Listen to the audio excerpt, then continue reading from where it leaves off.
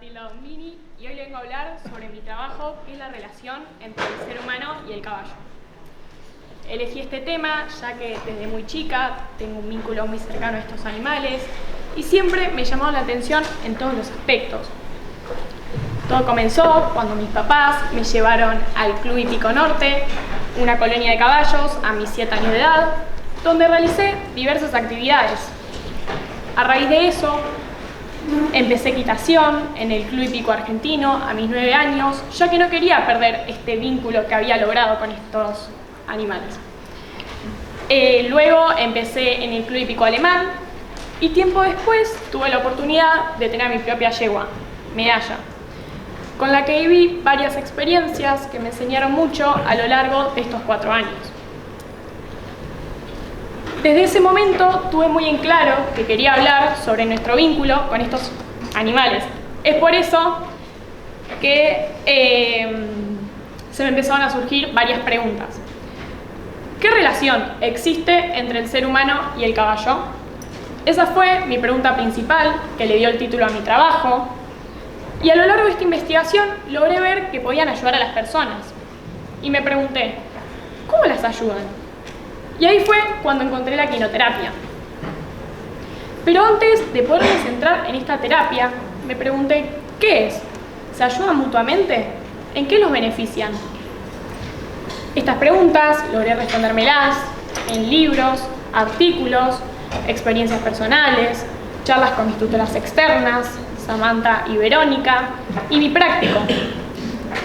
Pero para poder entender bien la relación entre el ser humano y el caballo, hay que ver cómo fue cambiando a lo largo de la historia y cómo pasó de ser un animal de objeto a un compañero de vida.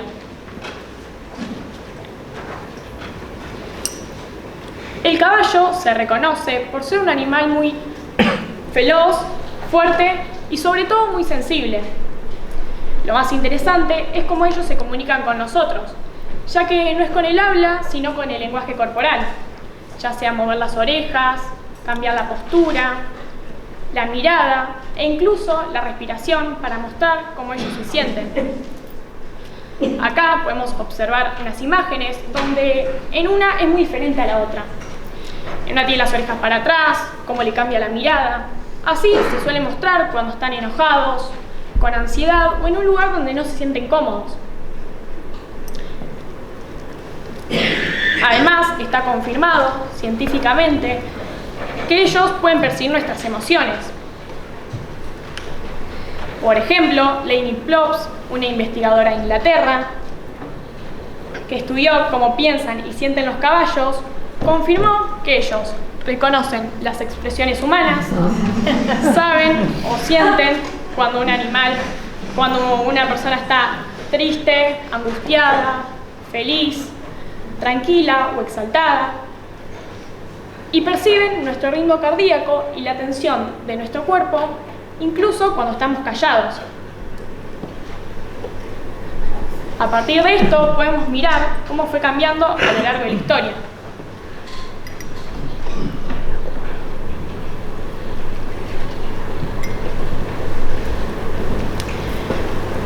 Hasta el 4000 a.C., el animal era rápido, era libre, vivía en manada, corriendo y escapando de depredadores.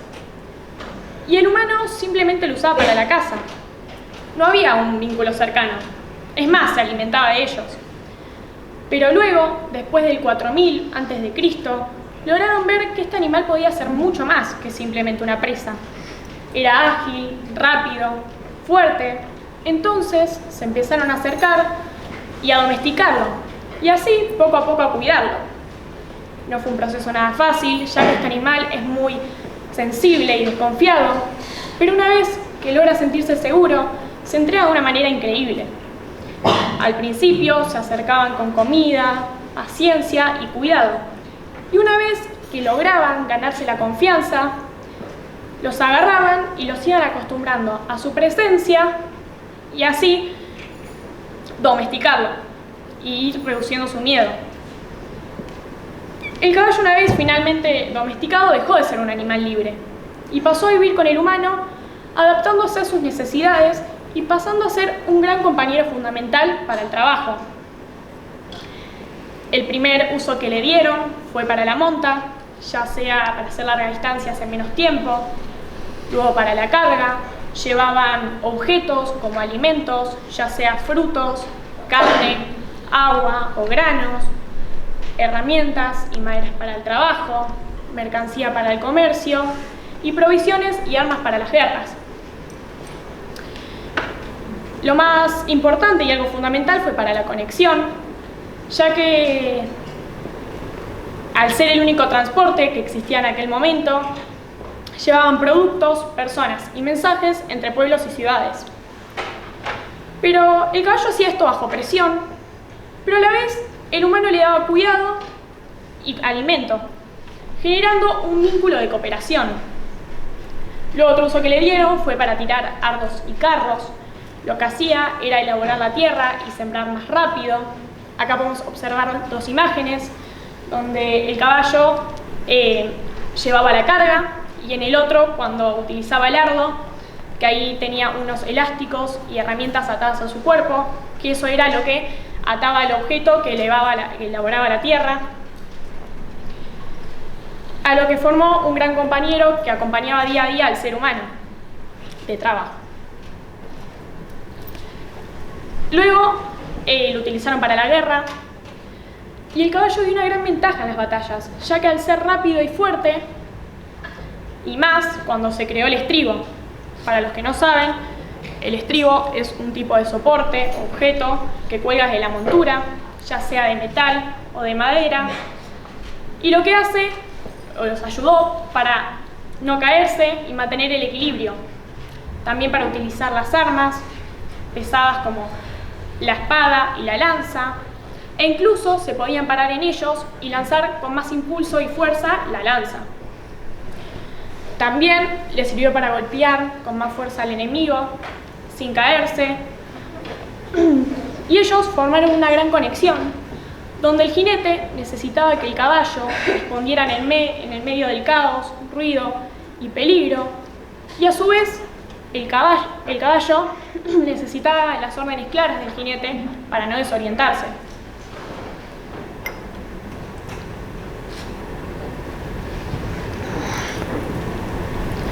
La pregunta es, ¿el caballo deseaba esto? No, claramente que no, pero lamentablemente era domesticado y lo entrenaban para obedecer órdenes, y los manejaban con riendas y espuelas, a lo que no les quedaba otra opción. Pero luego, con la llegada del tren y el auto, el tren se creó en 1825 y el auto en 86.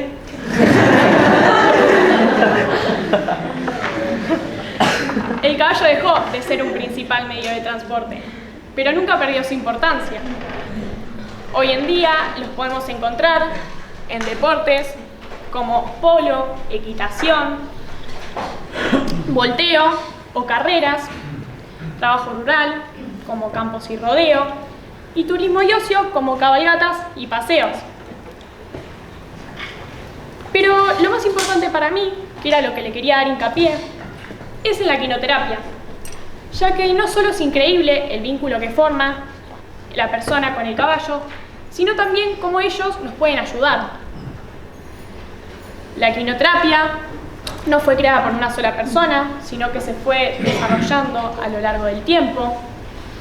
Se creó en el siglo XX y los primeros en usarla fueron los médicos para ayudar a los militares luego de la Segunda Guerra Mundial. Al quedar heridos, débiles y sin fuerza, la función que hizo el caballo, ellos con ayuda de una persona se subían arriba y todo el movimiento impulsaba el cuerpo del paciente y iba trabajando los músculos como la fuerza, la postura y todo eso que habían perdido. No era algo de un día para el otro, era un proceso largo, pero quedaba un resultado. Luego, en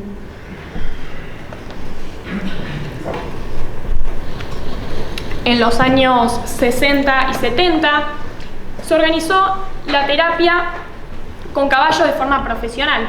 para niños, adultos y adolescentes. En Austria, Suiza y Alemania. Luego se fue desarrollando en varios países y hoy en día está en todo el mundo y mucho más desarrollada. Como pudieron ver, esta terapia se hace con el caballo y ayuda a gente con discapacidades, ya sean físicas, neurológicas, gente que sufre de adicciones, problemas alimenticios como la anorexia, estrés, ansiedad, problemas para comunicarse, depresión y más. Y esta consta en 3 beneficios: el físico, el emocional y el social. En el lado físico mejora la movilidad, la postura, el equilibrio, la fuerza muscular y estimula la circulación. En el lado emocional aumenta la autoestima, mejora el estrés y la ansiedad, mejora la concentración y la confianza en uno mismo.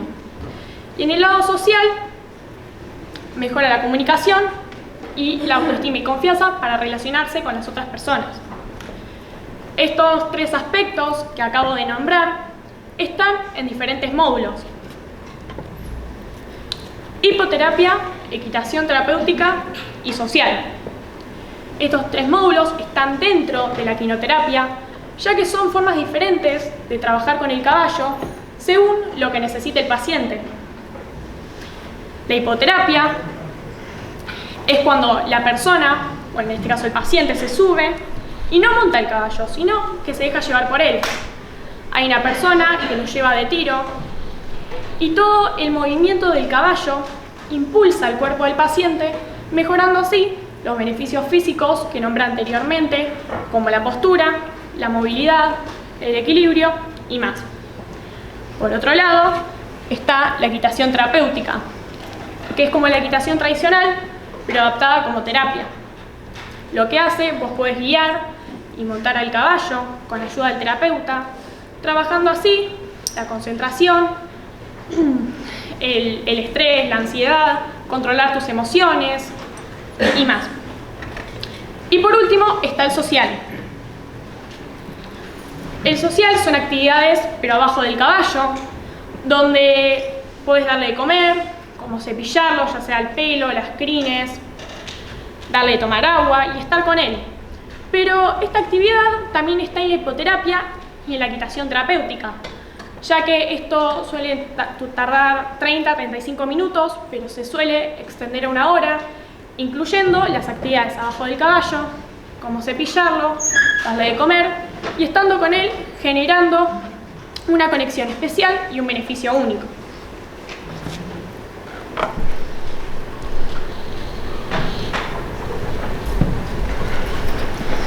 Como práctico, yo fui al Club Hípico Roldán. Empecé a ir a principios de abril y fui durante 4 meses, todos los lunes, después del colegio. Y no solo pude observar estos módulos, sino también cómo el niño se conectaba con el caballo. Yo tuve la oportunidad de estar mucho tiempo con Benicio, un niño de 5 años, y Agustina, una adolescente de 18 años, los dos con discapacidades neurológicas, donde no solo puedo hacer varias actividades, sino también charlar. Al principio, con los dos dimos vueltas por la pista, ya sea 3 veces, de cada lado, al paso, al trote, y también hacíamos actividades en el medio, como alzar las manos bien arriba como si tuviera que agarrar algo, ya sea un pájaro, taconear al caballo, él ni lo siente, pero es lo que ayuda también con el músculo y para mejorar y fortalecerlo, y también frenarlo. Luego, con Agustina, tiramos unas pelotas en un tacho y con Benicio hicimos lo mismo, pero la diferencia es que con Agustina lo que hacíamos, ella tiene un papá músico y nosotros le cantábamos canciones y ella tenía que adivinar cuál. Y con Benicio, como pueden observar en esta imagen, él pasaba mini argollitas de colores y las tenía que pasar por el hula hula diciendo cada color, amarillo, verde y así.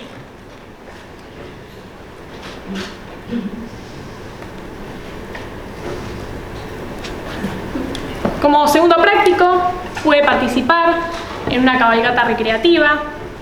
Empecé a ir en agosto, fui una vez, pero no fue una cabalgata cualquiera, sino una en la que yo tenía que observar cómo las personas se comunicaban con el animal.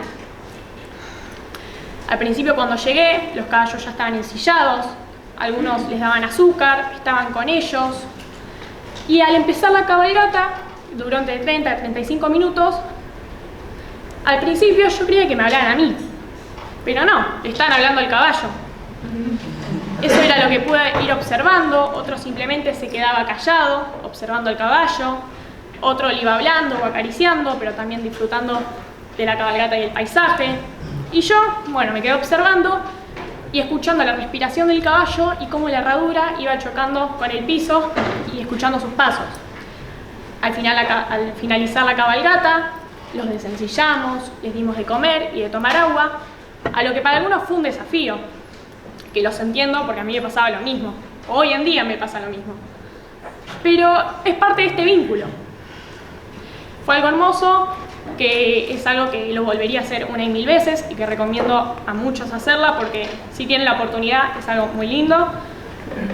Y por último, participé en clases de equitación como tercer y último práctico, donde no solo pude observar las clases de los niños y de los adolescentes, cómo hacían la clase ya obedeciendo al profesor, cómo pisar los estribos, agarrar bien las riendas, ponerse derecho, sino también cómo ellos se conectaban con el animal, ya que no es un deporte que hagas solo, sino que era dos.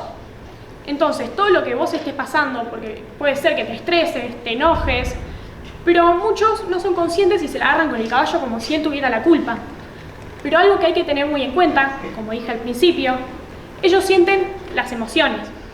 Entonces, todo lo que vos sientas en el momento se lo vas a transmitir, generándole cierta ansiedad o estrés, y poniéndolo cada vez más nervioso y cada vez te va a salir peor.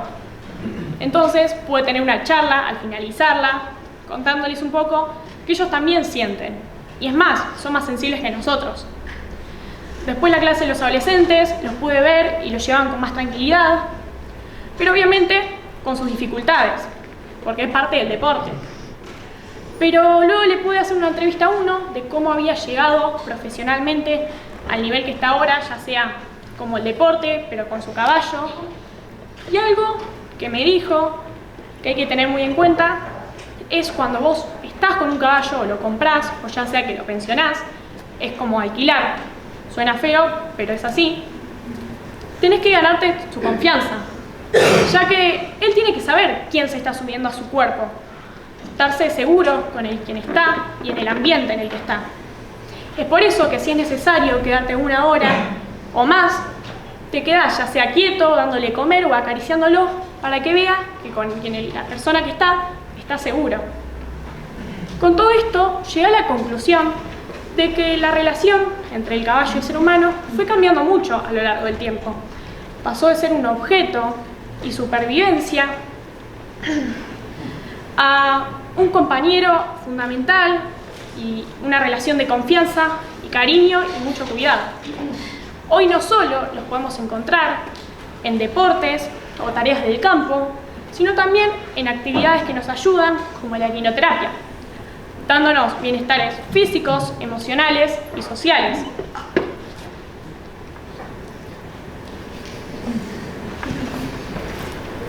En lo personal, estar con caballos me hizo ver que sienten, entienden y nos acompañan de una manera que ni nosotros nos imaginamos. Es por eso que este vínculo hay que cuidarlo, tenerle mucho respeto y cariño, porque puede transformar vidas. Muchas gracias.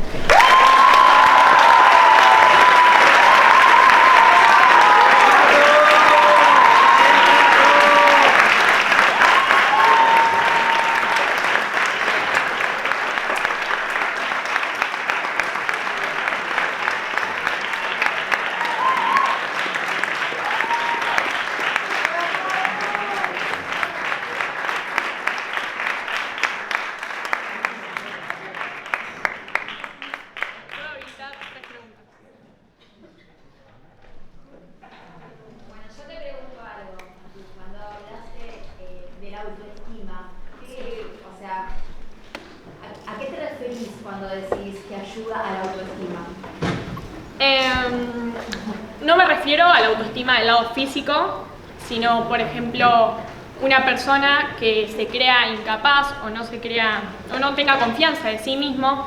Lo que genera el caballo no solo confianza, ya que te acompaña y no es alguien que juzga, sino también una cierta seguridad, porque vos pensás que te estás subiendo arriba de un animal que son como nosotros, sienten, se pueden asustar, pueden tener un mal día, y pesan unos 600, 700 kilos. En un abrir y cerrar de ojos puedes estar tirado en el piso. Y eso es lo que te genera una cierta seguridad de estar, es como, estoy montando un caballo. O sea, muchos dirán que el caballo hace todo, o a veces te dicen que es fácil, pero no, porque es algo que también tienen que conectar los dos, y es un vínculo que se forma mutuamente, y que puede tardar, y puede ser frustrante, ya que no es algo fácil. Por eso es que también te genera una cierta autoestima, de decir, yo puedo. Pero nada. ¿Otra pregunta? Yo te quiero preguntar sobre qué opinas sobre los hípicos y cómo es la salud de la gente. Yo puedo estar hablando ahora mismo justo, pero fue algo que me pasó a mí, en lo personal. Yo fui a hípicos, es más, hoy en día estoy en un campo, porque siempre creí que el caballo sufría ahí. Pero es más, yo cuando lo pasé al campo, es como pensar que ellos los entrenás y es como lo acostumbrás allá a eso. Entonces también primero cómo lo trates al caballo. Obviamente si vos lo maltratás y no lo tenés con cuidado, es maltrato animal. Pero yo por ejemplo lo llevé a un campo y ella dejó de entrenar, de estar, como ponerse tipo en forma, y tuvo un problema como que se puso muy flaca, y entonces tuve que volver al mismo entrenamiento que estaba haciendo antes, pero con otros cuidados. Yo creo que también depende uno cómo lo trate y cómo lo lleve. Pero mi pregunta es si sentís que desde que hiciste este trabajo de investigación, tu vínculo con tu yegua cambió. No sé si cambió, obviamente lo puedo ver con otros puntos de vista, pero yo creo que ella más, como dije, también fue mucho en experiencias personales. Ella me acompañó mucho y no creo que haya cambiado, porque es lo que justamente me ayudó también a este trabajo. Pero nada de eso.